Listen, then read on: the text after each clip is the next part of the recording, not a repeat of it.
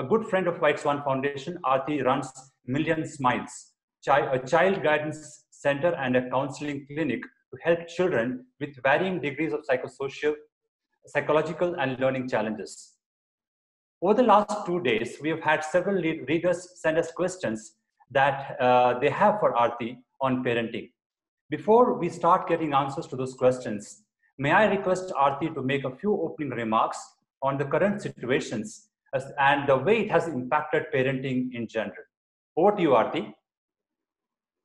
Thank you, Manoj, for the platform. Thank you, White Swan, the entire team, for making it possible for me to reach a larger audience. This means a lot to me and to also all the parents and children who tuned in today.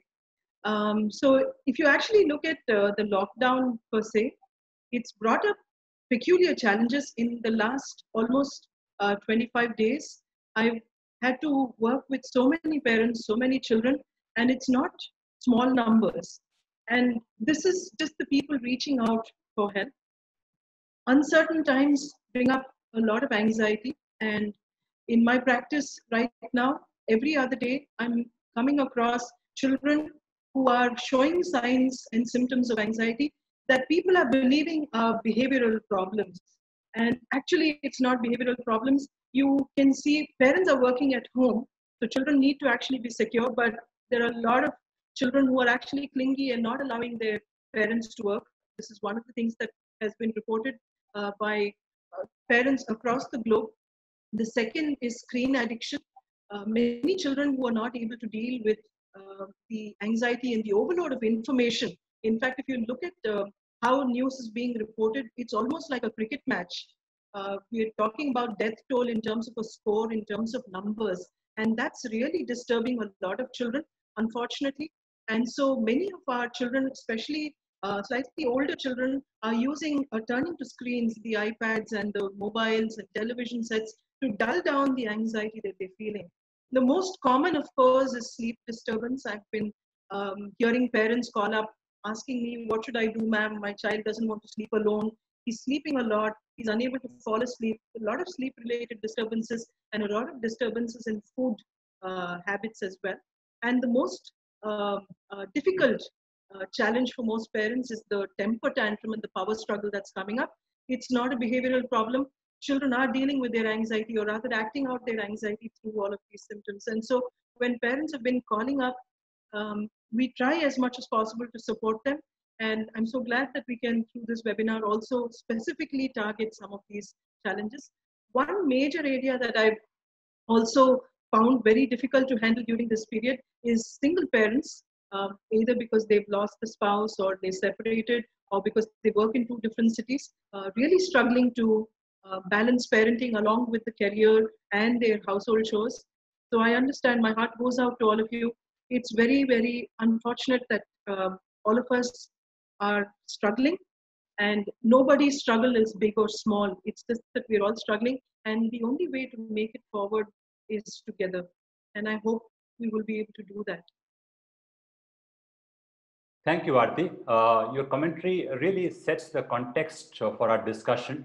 And thank you for covering this whole wide range of concerns and issues people are facing. I'm sure you must be really busy these days serving those thousands online, I know.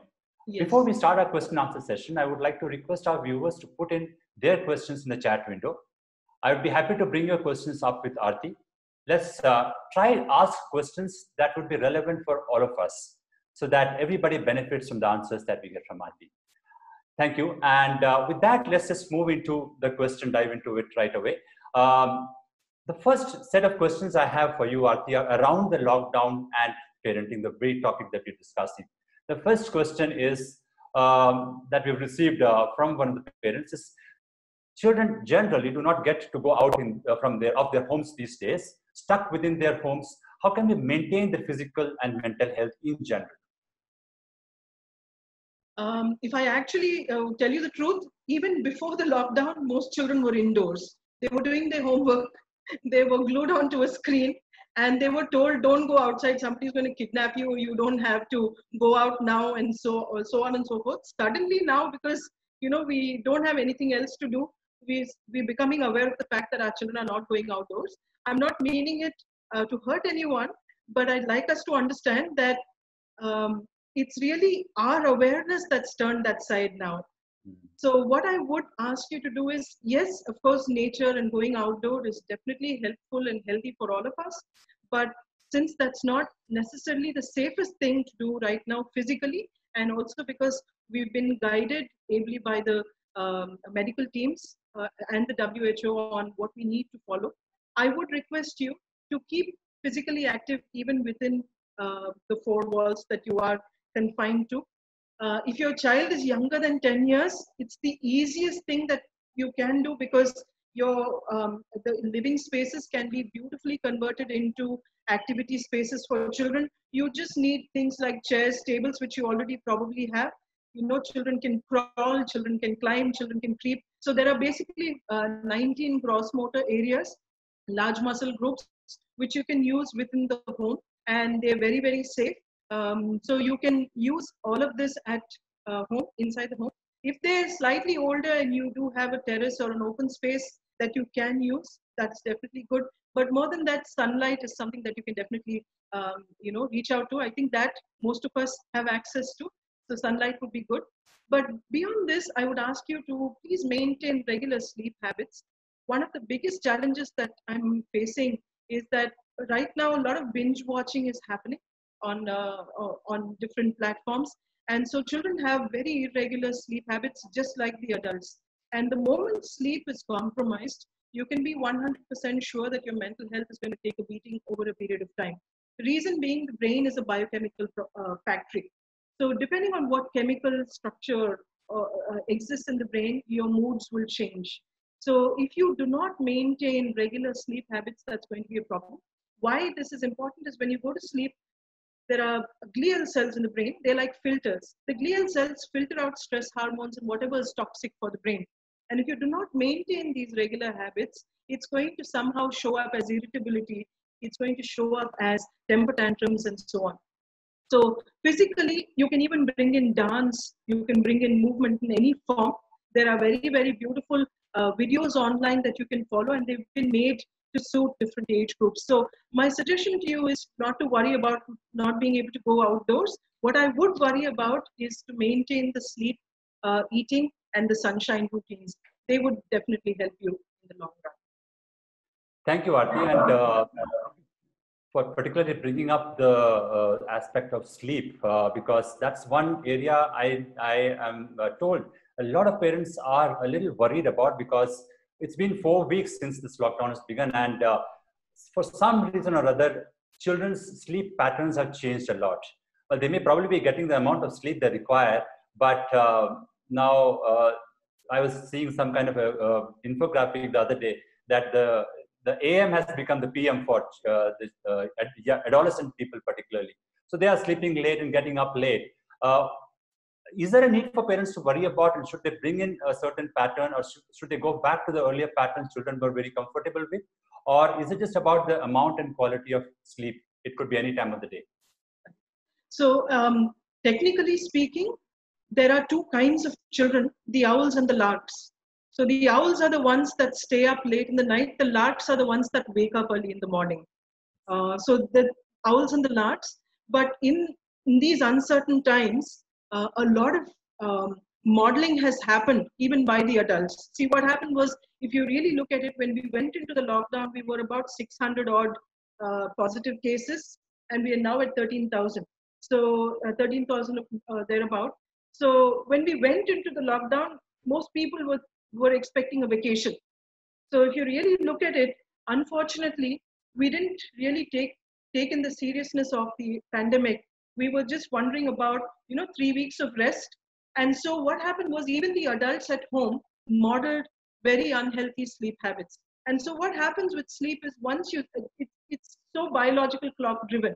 So once you set a certain pattern with sleep, it stays. So if you sleep at the same time for 3 days, on the fourth day, you're going to feel sleepy at the same time, because the body works that way. It has a rhythm, and you have to respect that rhythm.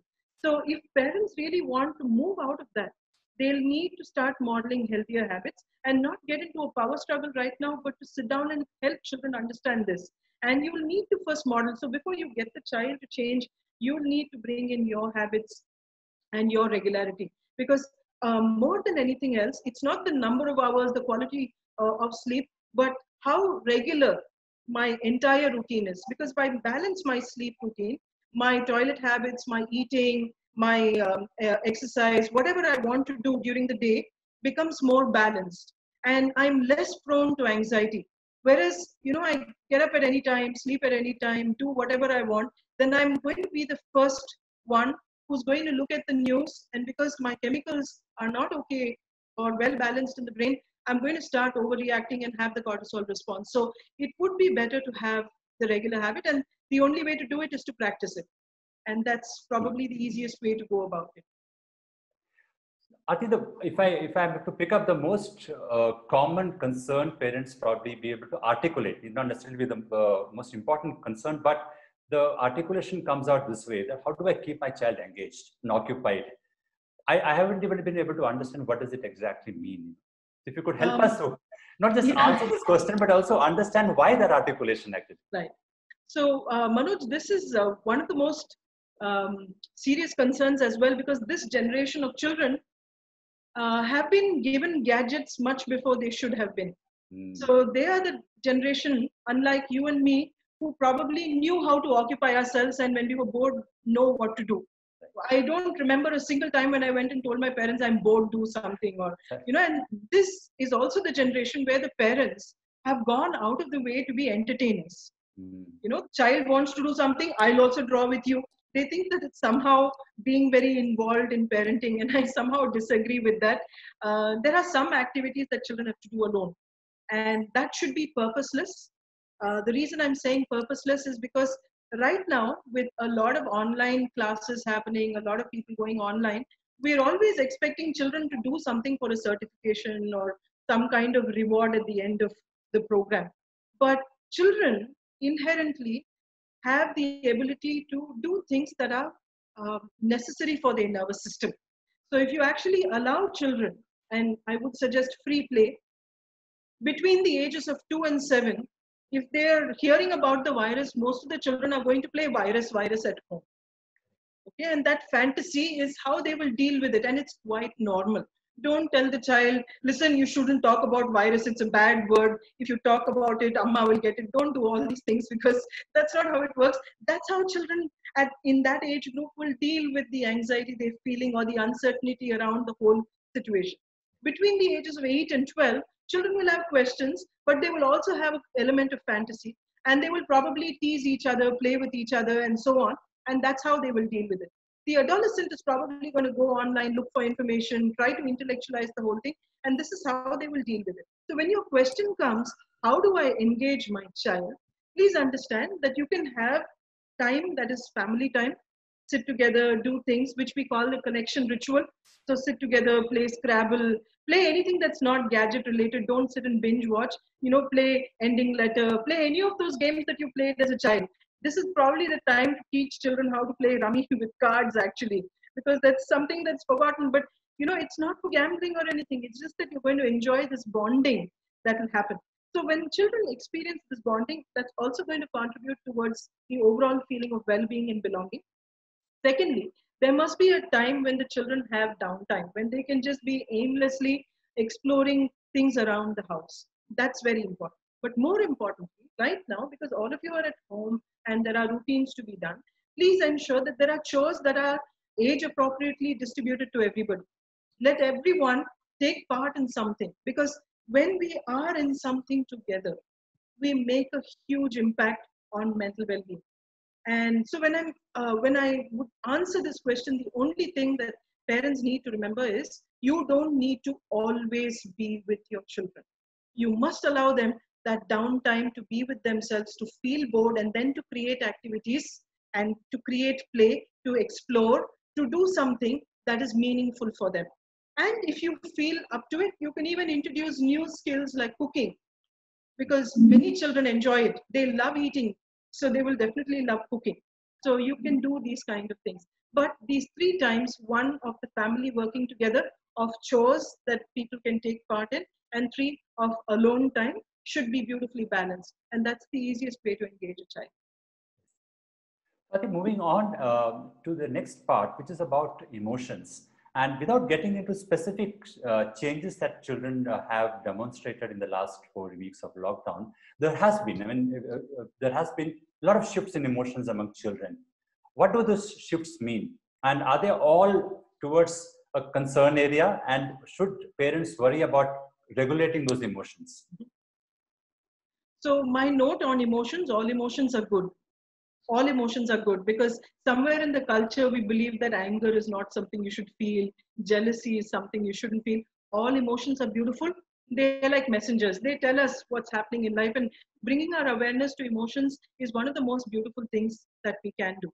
Now, when it comes to emotion, it doesn't mean that if I feel it, I should just express it in whatever way I can. That would become impulsivity or lack of regulation. So when we use the word regulation, it's just that a lot of input is coming in from somewhere, and then my brain has to filter it and say, okay, let's regulate it in this way. In this situation, I need to communicate it. In this situation, I need to act on it. In this situation, I need to go inwards and just calm myself down. So at some point, emotional regulation means taking what I'm feeling, becoming more aware of it, and using it in the most appropriate way. Not every emotion needs to be treated. And if you actually notice at this point in time, experiencing mild forms of anxiety when you hear about death, when you hear about, sudden, in your building, somebody has been tested positive or something like that, is quite normal. Because if you actually look at it, fear is a very protective emotion, a protective state. Now, if I don't have fear, I will be quite careless and reckless with my behaviors. So it's very important for us to have every emotion to a basic level. Where this becomes a difficult phase is where it starts consuming me. I'm not able to do anything else. I'm not able to, I'm crying constantly. I have these extreme withdrawal. Those kind of extreme states are what we need to be concerned about. And if it's moving to that level, there may be a requirement for medication for some people. And again, it's very difficult for me to say that, this degree, but in very extreme conditions, sometimes there may be a requirement for a chemical intervention. But by and large, children are naturally resilient. If you really look at children, they bounce back from anything. Like even the most difficult situation, they usually cry it out. They, have a meltdown, and then they usually come back and they balance it. So as parents, if we are able to model good emotional regulation, most children are able to follow. And by this, what I'd like us to know is, as adults, we will also feel anxiety. Like, for example, the other day when I went out to buy milk, I was wearing my mask and everything, but somebody near me, I was maintaining the social distance and all of that, somebody sneezed.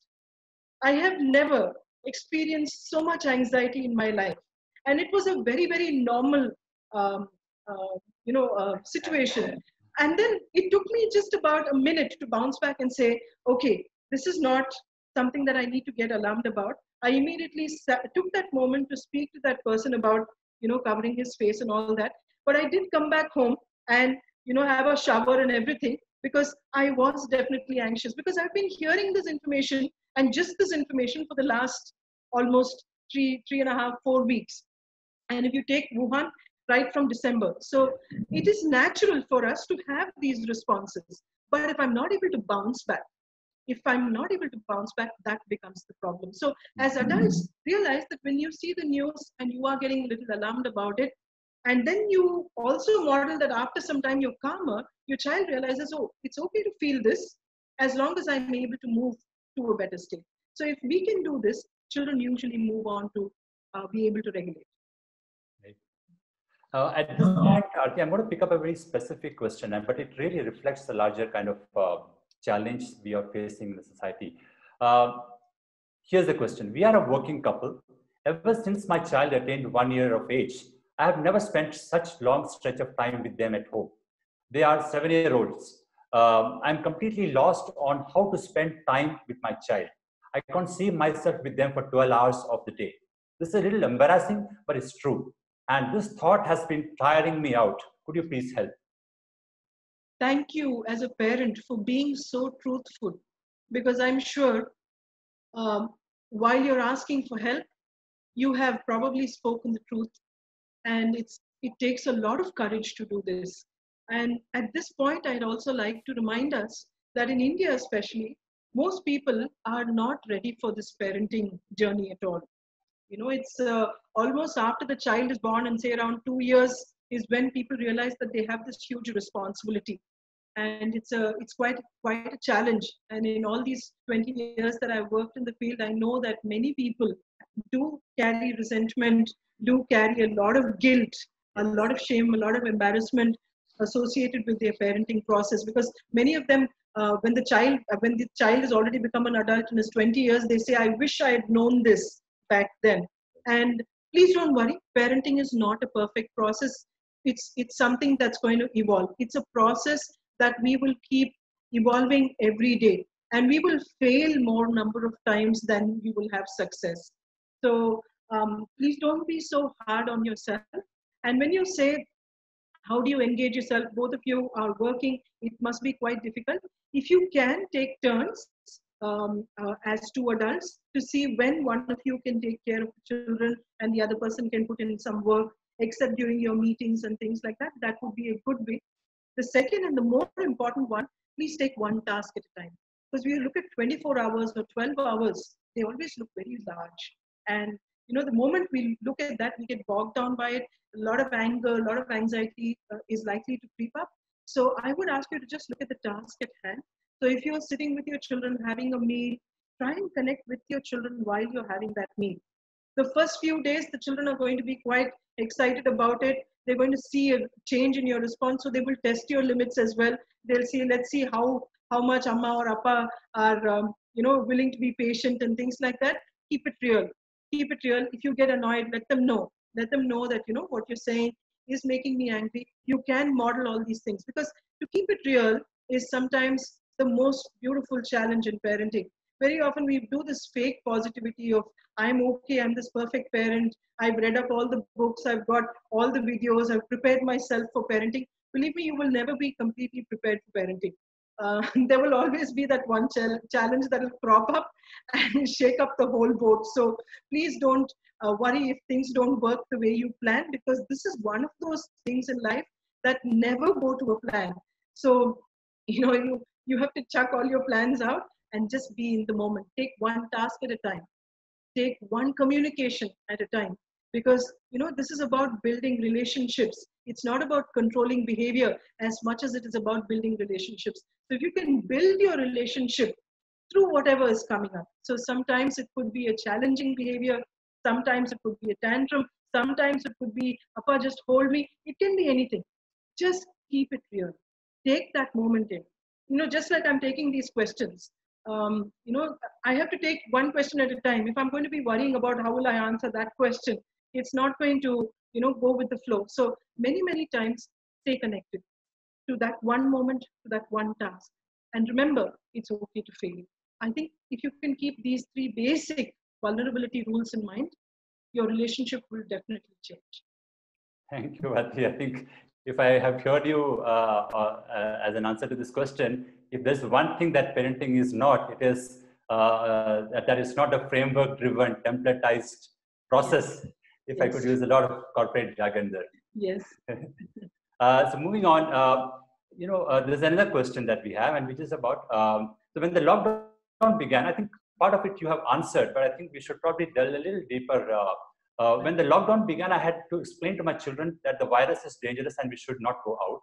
We can get the virus or give the virus to others if we step out. Ever since, there's been a lot of discussion around COVID-19, the pandemic, and coronavirus at our house. My children seem to have picked up a liking to these words. They will tease each other or connect the virus to many other happenings that we discuss among adults in the house. I'm not very comfortable about it. How do we ensure that they are insulated from these developments and yet follow the rules of physical distancing?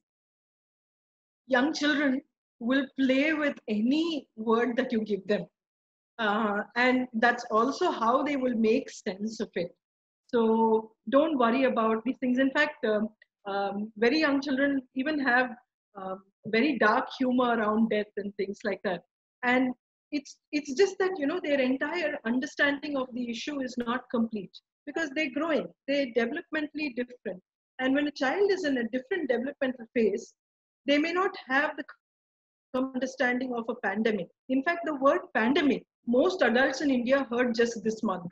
I'm sure. I mean, before that, most people would have heard epidemic and things like that. But pandemic, I'm sure even as adults, many of you heard it only this month or in March. So let's be very real that even for children, COVID and Corona, it sounds very interesting. They're like nice, playful words, and Corona means crown and everything. So when children get to know all this, it's just fascinating. And I would only ask you as an adult to also somewhere understand that your concern is coming from your own anxiety. And it's not easy, I understand, because I'm sure as a parent, you're trying to be protective, that you want to take care of your family and make sure that, you know, everybody's insulated. The one question about, is it okay for them to play like this? Yes, because that's how they make sense of it. The second, how do you protect the family? I would only ask you to follow whatever guidelines have been given to us about basic hygiene, about nutrition, about our immunity and social distancing. Because at this point in time, this is the most commonsensical approach anywhere in the world. Countries that have not followed these have borne the brunt of it. Okay? And I would also, at this point, add a note of caution. A lot of life coaching advice online talks about positive thinking and all that. If you're not able to think positively, it's fine. You don't have to be 100% positive. That's called toxic positivity. At this point in time, experiencing mild amounts of anxiety, which you're able to, you know, sort of balance, is quite okay and it's quite normal. So please understand that it's quite okay. But at this point, because you're reacting to your child, I would urge you to work on your own anxiety, calm down a little bit if you can. You can do something physiological.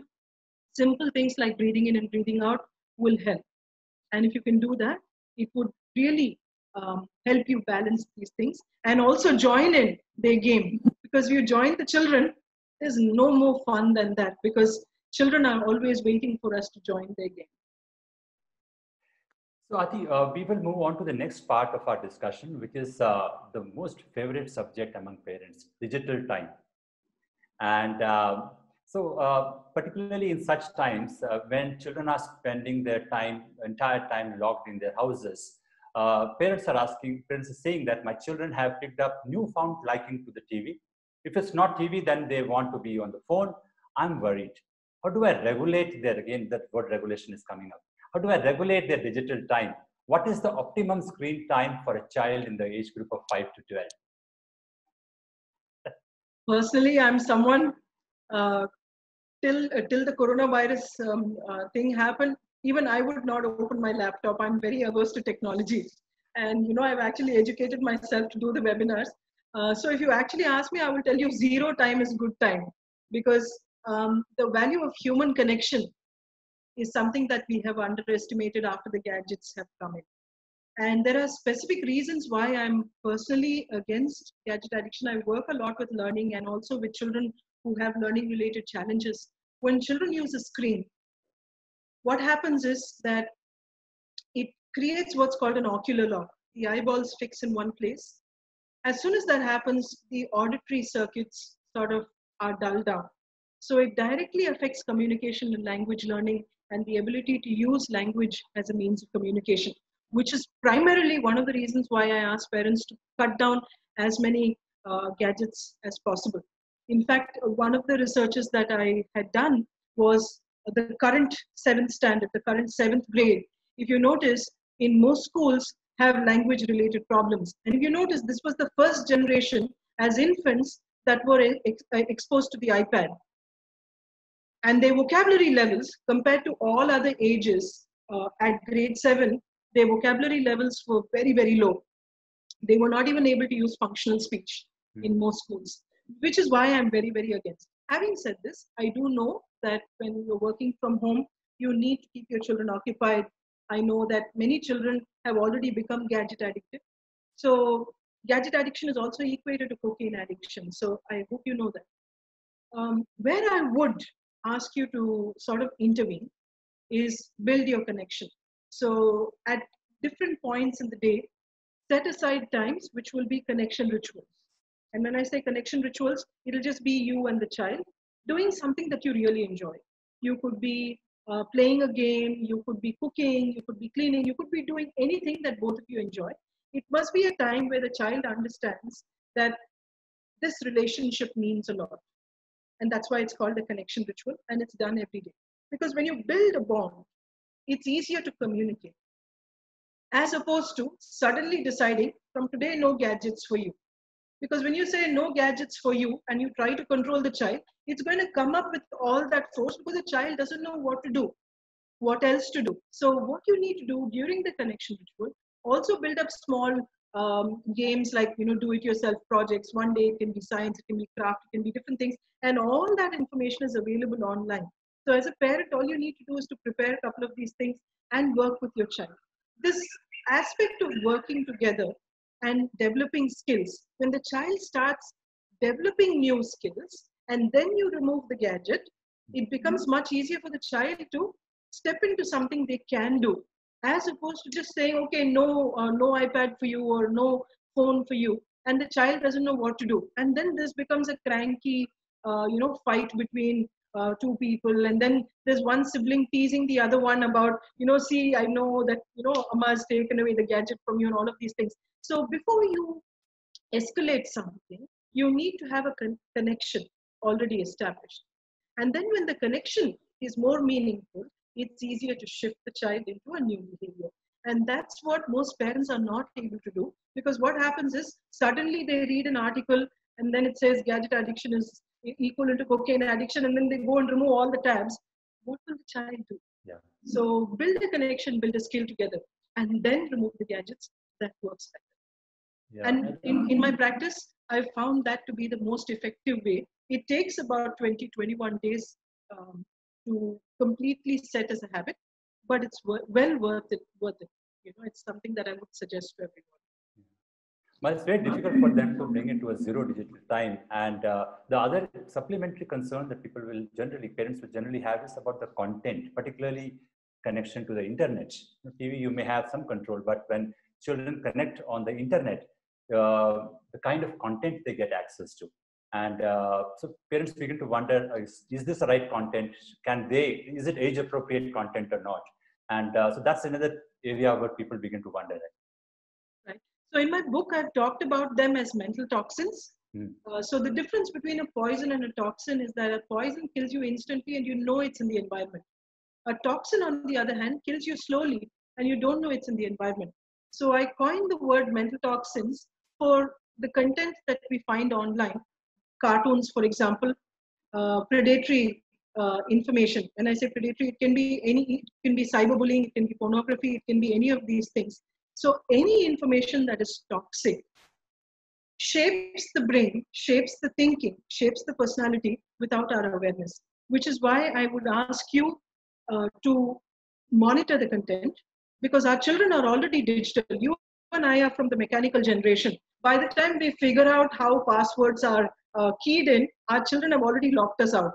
So most parents actually do not have any idea what the child has locked them away from. We probably think that we've kept it safe and all that. No, it's not. So which is why there are some basic rules I would use. If you're going to allow your child to use the internet, whatever device they're going to use must be in a common space. And this is where I would suggest that you use a desktop or a laptop, because what happens is it's open and it's a large screen. Anyone going past will know what kind of activity the child is indulging in. That's very important. And second is, when it's cartoons and things like that, and you notice that there is inappropriate language, inappropriate violence, you could set some restrictions on that. It's very important for you to say no as a parent.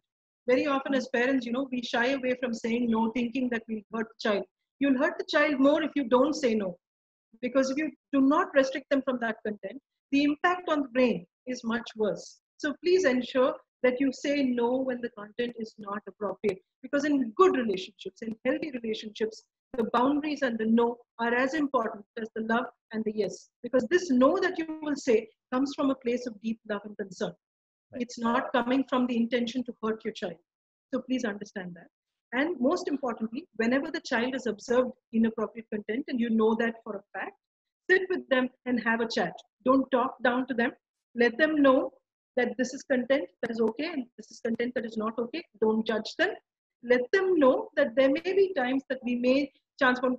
All our search engines are optimized. So most children may actually go online and they'll probably, pop-ups are going to come up. So if you do notice that your child has done this, have a chat, have a healthy chat. Make sure that you're the go-to person, because when a child makes a mistake, if you as a parent is the go-to person, believe me, there's nothing better than that. They shouldn't be going out and speaking to some friend or somebody else who may actually increase that behavior that's inappropriate. So please be the go-to person. And for that, again, the connection ritual and the two-way communication become very essential. Sure, Aarti. Moving on, these are the days when even adults have seen their TV time increasing. So how do the discussions and TV news about COVID-19 and can increase or decrease our child's fear, and how do we navigate the discussions healthily with them on the news content they're also sometimes subjected to, and also how to handle their questions about death and their fear of it, of will it affect our family too, and provide a very safe kind of environment for them to feel nice and safe about it. Here, Manoj, my answer would be very simple. It's important to stay informed, but not obsessively checking on content, which is what is happening in many households, because earlier, if you remember, when we were growing up, there would be one news broadcast in the day, and that would be at the end of the day, and a very, sort of a censored form of news would come, and there would be just 2 minutes of anything. So your brain was able to filter out that information. Now there are news cycles. And here I need to make a very important point. See, our brain ancestrally is wired to what is called the negativity bias. So if there are 100 things that happen today and there's just one negative, it'll pick up that negative. Why does it do that? Why does it do that? We understand why, then we'll understand that it's okay. So ancestors, so the hunter-gatherer, evolutionarily, if he saw this red fruit and he ate it and he fell in, okay, his brain needed to remember every time I see this red fruit, it's danger. So the negativity bias comes from there. So it's a cortisol response. So the stress hormone comes out. Whereas we don't really have those kind of dangers now. So anything that we see, the cortisol response still comes in. My stress response kicks in. So what will happen is there'll be the fright, flight, freeze or fawn responses. And we're going to go through this in cycles. So watching the news obsessively, especially the kind of shouting matches that happen in the name of news now, please avoid them at any cost. If you really need to be informed, decide as a family to watch the news once a day. Decide which broadcast it will be, which channel it will be. Watch it and then have a healthy discussion around it. Second question about death. Asking, will it affect my family, is a very real question, because the child is voicing it out, the adult is not voicing it out. That's the only difference, right? And so be as real as you can. You can say, if we maintain hygiene and we maintain these rules, the likelihood, and use the word likelihood, of us getting it is very, very minimal. And we're not going to say, no, it will not come to us. We've been lighting lamps every day, or we've been praying and all that. I'm not belittling faith. Faith is definitely important. Hope is definitely important. But please understand that when the child is able to relate to a very specific hygiene-related routine, it's easier for them to understand it. And if you still feel you would like to use faith, let the child also light a lamp, say a mantra, say a prayer. All these are fine. You can build these rituals around it. But the core of social distancing, of maintaining basic rules that have been given to us is very important. Be as real as you can. You can let them know that if we are following these rules, the likelihood of getting this is going to be better. And that would be the easiest.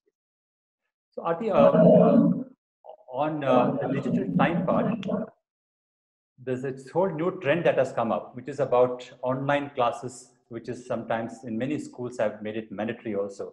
Children are required to now log into their devices for 4 to 5 hours sometimes.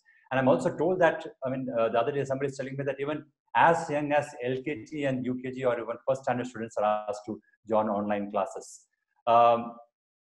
What does it mean?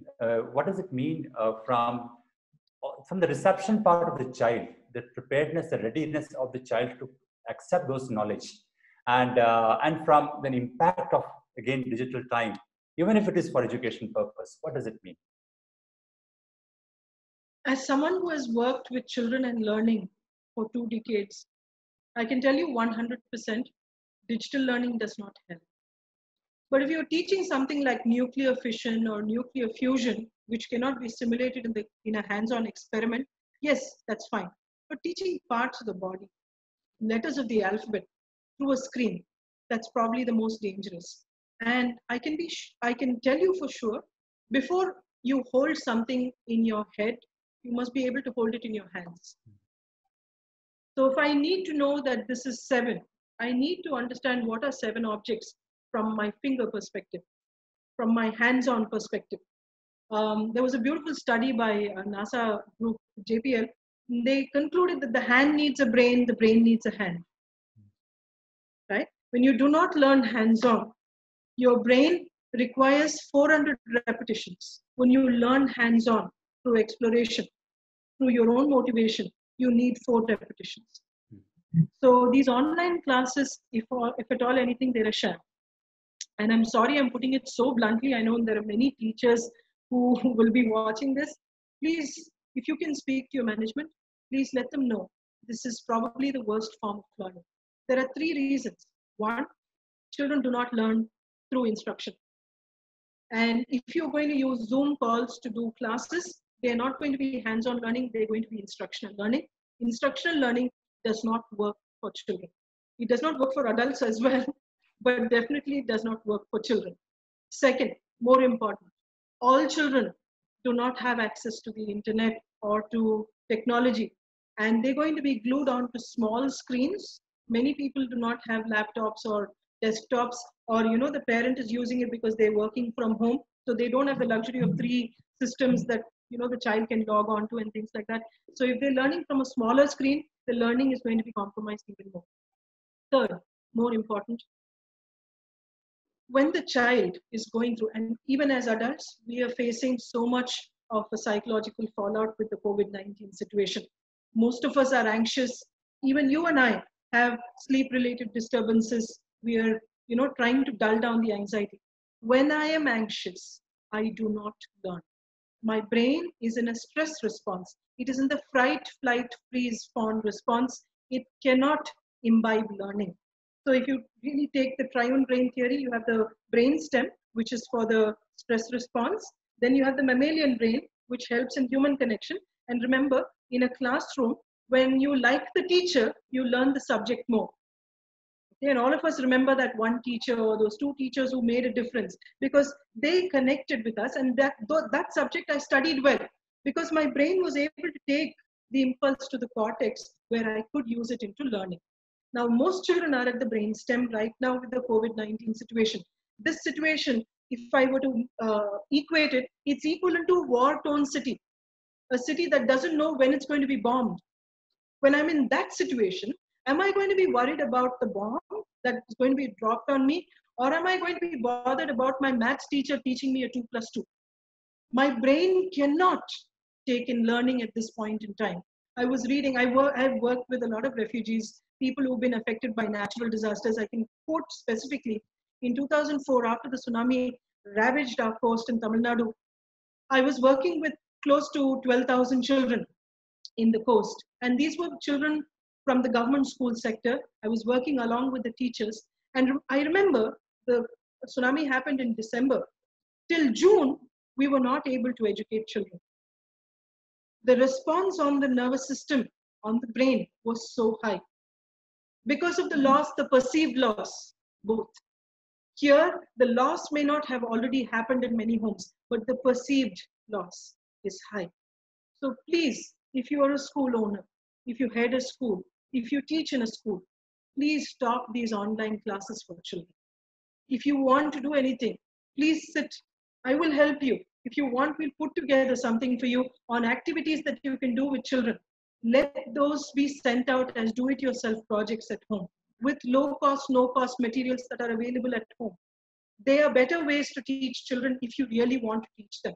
But if you actually allow them to just bond and belong, I think that's more important at this point. Thank you, Aarti. I'm sorry, it came out very passionately. I really believe in this more than anything else. Thank you. I'm going to switch side a little bit here, Aarti, at this point in our discussion. When I was putting these questions together from what we've collected from the parents, I realized that the way we perceive parenting is a little biased one towards the parents, in favor of the parents, I felt. After all, parenting is not just about what the child is expected to do. So I wondered, what would it look like if we allowed children to voice their concerns about parenting? So in the true spirit of empathy, I put myself in the shoe of a child and built a few questions that they carry in their mind because of the changes that have happened over the last 4 weeks. So a few questions that we should certainly look at. First question, I'm a 9-year-old. After a few days of the lockdown, I have been seeing my parents fighting with each other, which has not been the case earlier. And it bothers me a lot. Could you please help my parents so that they don't fight? Will they stop automatically once the lockdown is over? So, first of all, if a 9-year-old were to ask me this question, I would commend him or her for just having the courage to identify that something is not okay and reach out for help. Because in my opinion, the highest form of courage is where I'm able to tell myself, I'm not strong enough, I need help.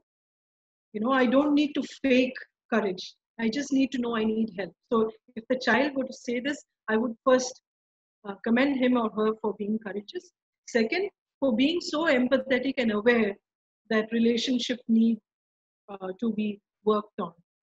The third area that I would ask the child to look at is when the parents fight, do they make up or does it become a rift?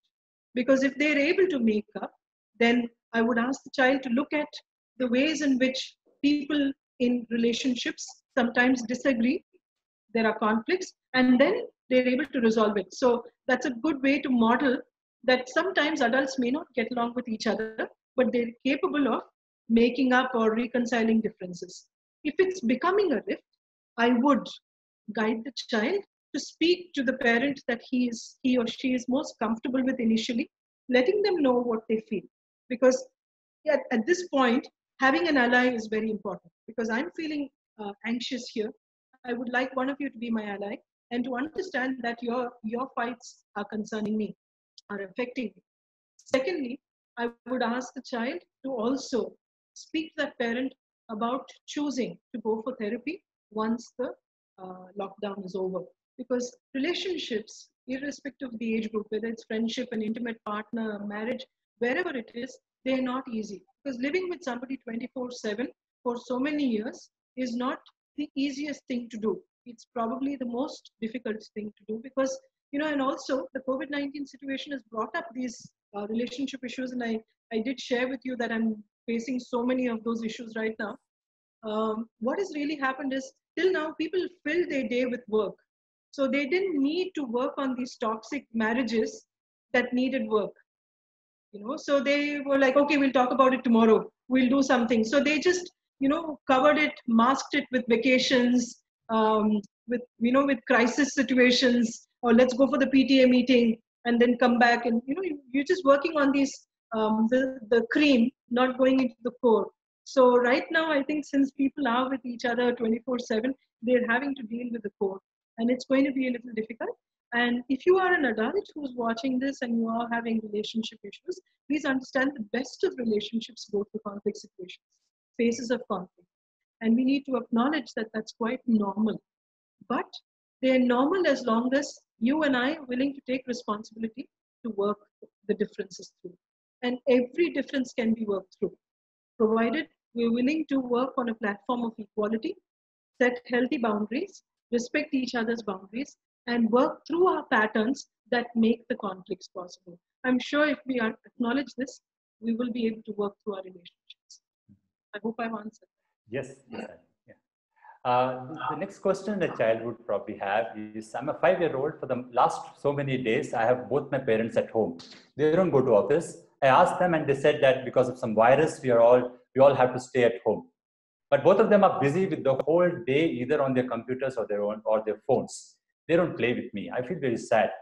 Why are they not going to office? Why are they at home and yet not playing with me? Are they upset with me? This question brings up several issues. One, that if you have a young child at home, and I'm going to answer it for the adults because it's a 5-year-old, It is. it has to be at the level, the intervention has to be at the level of the adults, not with the child. So one, if you are an adult who has not yet had that heart-to-heart talk with your child about what is really happening, then please sit down and allow them to voice out their concerns as well. If you are not a very good conversationalist, let the child play, observe the play. Usually when children are playing, and if they play hands-on with dolls and everything, they'll let you know what they're feeling. If you just observe their play when they're alone, you will know what they're going through. Most children act out all of these things. Where I would ask you to focus on is the last sentence that the child says, are they upset with me?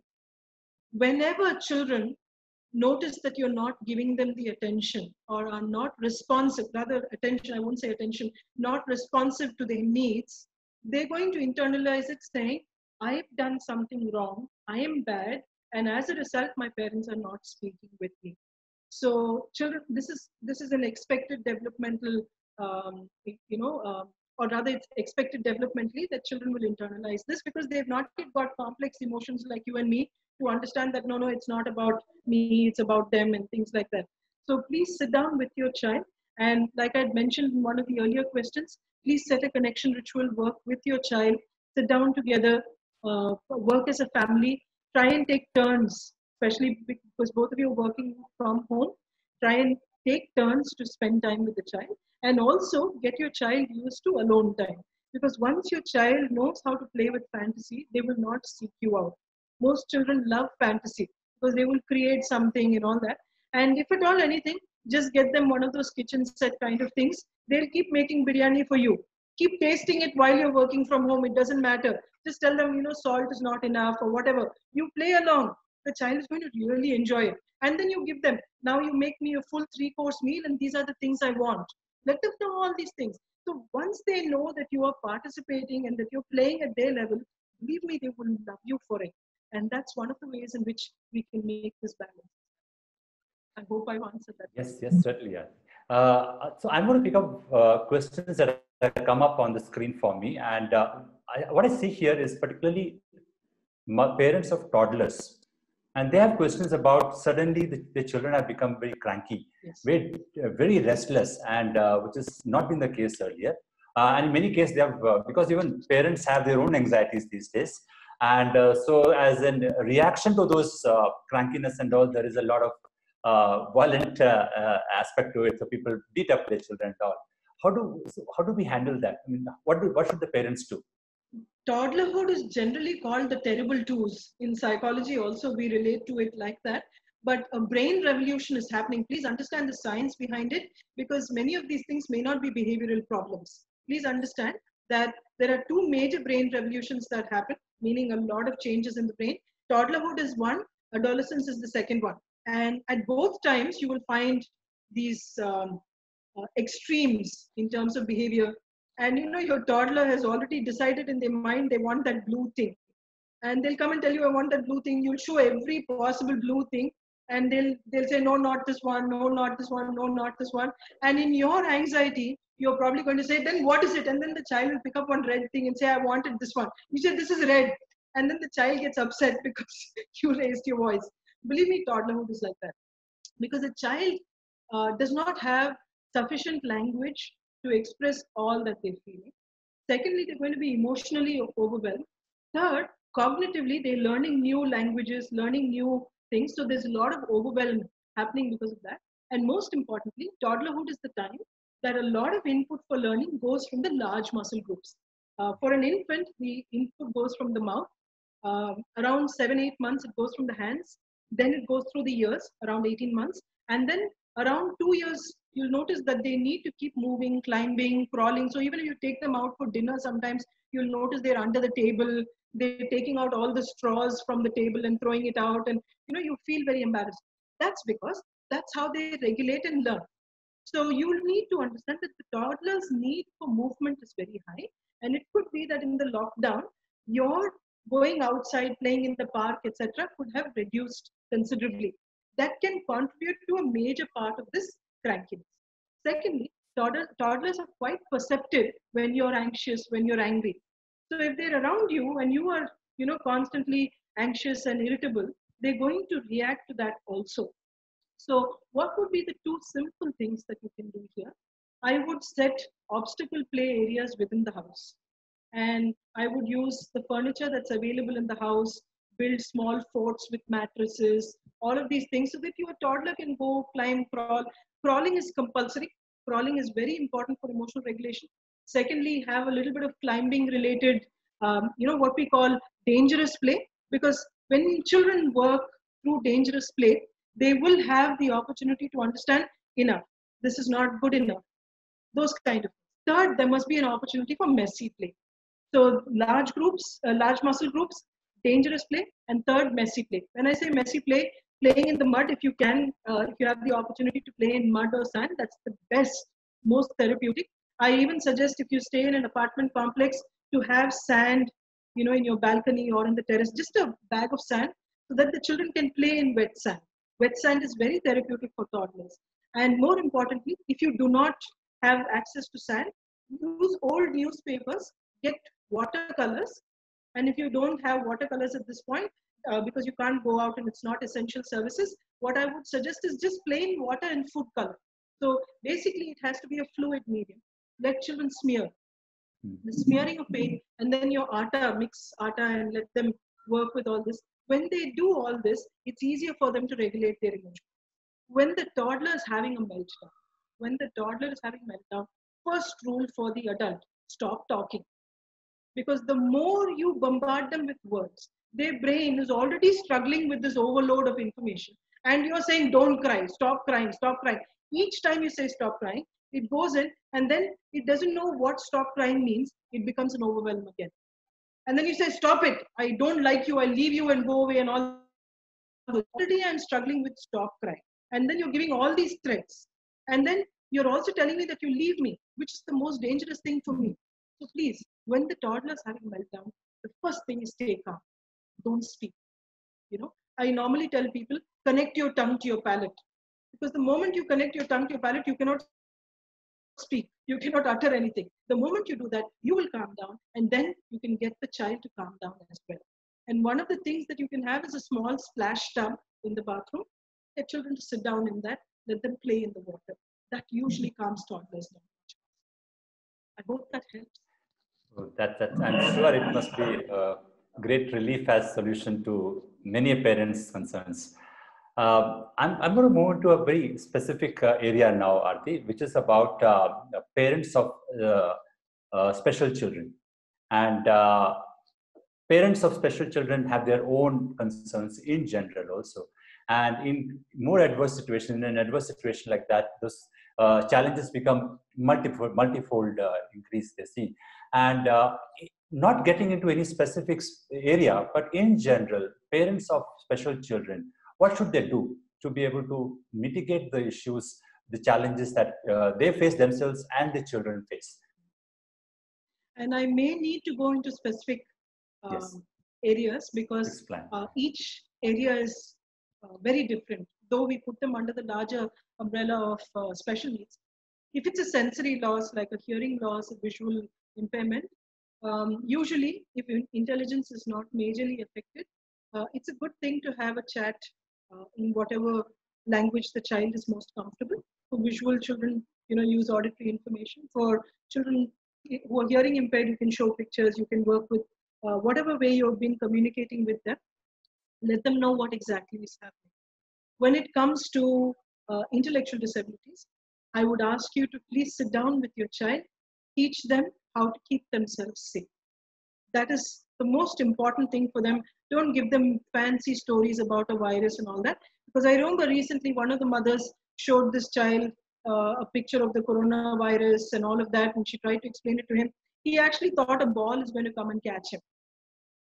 Okay, and it's a very sad thing because he came and told me, then when will the ball catch me?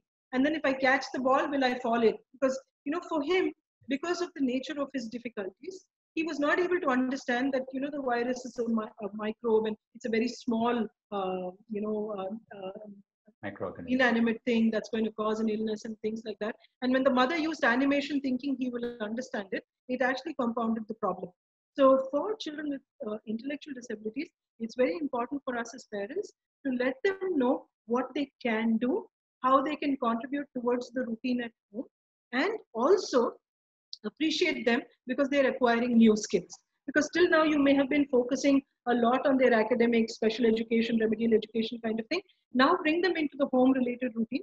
Believe me, it's not a waste of time, because when they're doing work at home, their executive functions, the cognitive functions start kicking in, and they will in the end help in their special education, remedial education aspects of it. So please don't think about any of these chores that they're going to do as a waste of time. They're in fact going to contribute towards their higher order learning later. So please involve them in as many things as you can. So when it comes to autism, children on the autism spectrum are the ones that are bearing the brunt of this whole COVID thing. Because as many of you will know, especially if you're a parent of a child with on the autism spectrum, you'll notice that our children with autism thrive on structure. And once the COVID-19 situation has come in, many of those structures would have gone for a toss, and even we don't know when the lockdown is going to end. I mean, we've been given like arbitrary dates and things like that, but with autism, you know, they need that structure. So where I would intervene, and also many of you may not be able to visit your occupational therapist or may not be able to work on the sensory needs and things like that, please speak with your occupational therapist over the phone. Find small interventions if your child has sensory processing issues, because the sensory processing issues, if they're not handled properly, will sort of cause a lot of meltdowns and issues at home. That's probably one of the things many of you are facing. Second, people on the autism spectrum do respond very, very well to visual information. Don't make it too auditory. So if you can make social stories, and those of you who don't know what social stories are, you can Google them, you'll find them. So you can use social stories to help them understand what's likely to happen and what is happening, what is supposed to be done. Use the visual structure as much as you can. Third, more important, is that you understand that when the child is indoors the whole day, and till now you've taken them out, taken them for therapy, done all of these things, you are probably going to have higher expectations from your child than you did before the lockdown. Because, and this is not just for special needs, it's generally for all parents. But on the autism spectrum, remember that they are not semantic thinkers like you and me. You and I think in meaning. For example, if I show you this pen and you see this, and tomorrow I show you the other one, you'll still be able to understand that both are pens, right? But a person on the autism spectrum is a detailed thinker. So they will look at this blue pen, and if they saw only the silver sticker, tomorrow when I show this and it does not have a silver sticker, it's not a pen. It's a completely new experience. So please understand, semantic thinkers and detailed thinkers are very different. So trying to use your semantic brain to reach their detailed thinking is going to cause the meltdown for them. So try and retain small parts of their routine. Take a little time to visually present that routine.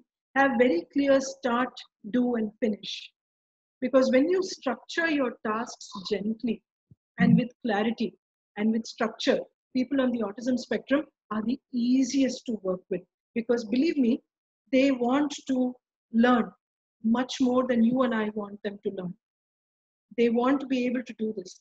And if we can reach out with that level of empathy and understand semantic thinking and tasks will be dangerous, but detailed thinking and structure will work wonders for them. It will definitely help them. And if I could add an example, the community that I live in, there is an adult on the autism spectrum.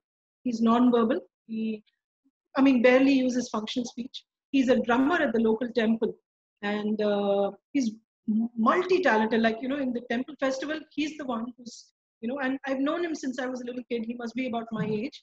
And the other day when I was going out to buy milk in the morning, he came, and he's paid by the temple. When he runs out of money there, he usually sits in the tea shops and they feed him.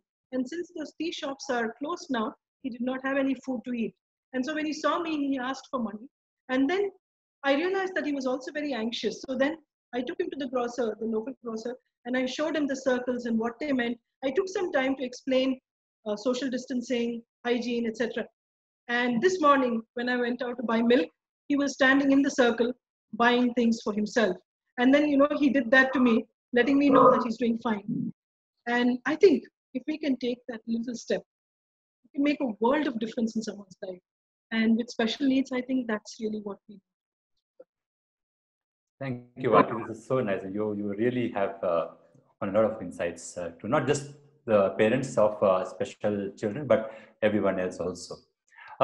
Moving on, I think one of the interesting area that I've just found is that one thing that has now set in early this year because of the lockdown is that siblings have to live together from March onwards and not wait till April, actually, when the vacations start. And it's already 1 month and they have 2 more months to stay together. And a lot of parents are really pulling their hairs out about how do I handle this.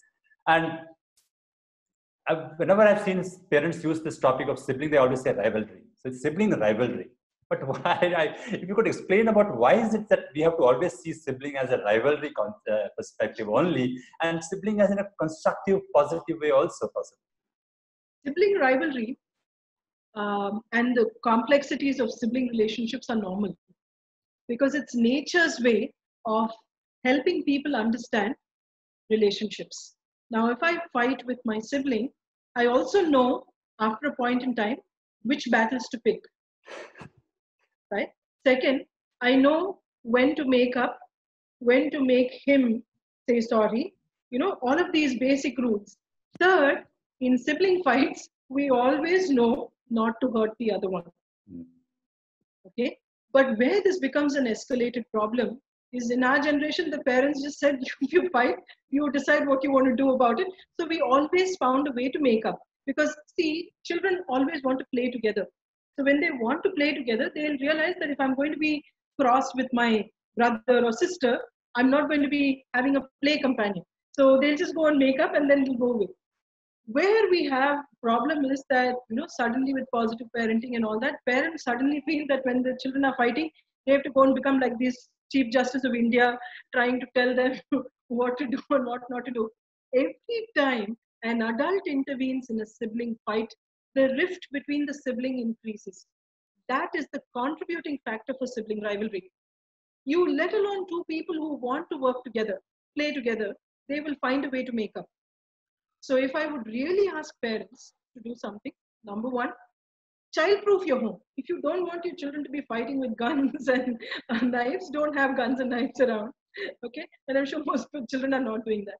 Secondly, understand, let them both fight. Let them also find solutions. Because when you take this child's side, he will remember all the times that you sided that one. This one will remember all the times you sided that one. And there will never be a time that they will see you as the good person. And after 5 minutes of this really big world war, the two of them will be playing like nothing happened. And that is nature.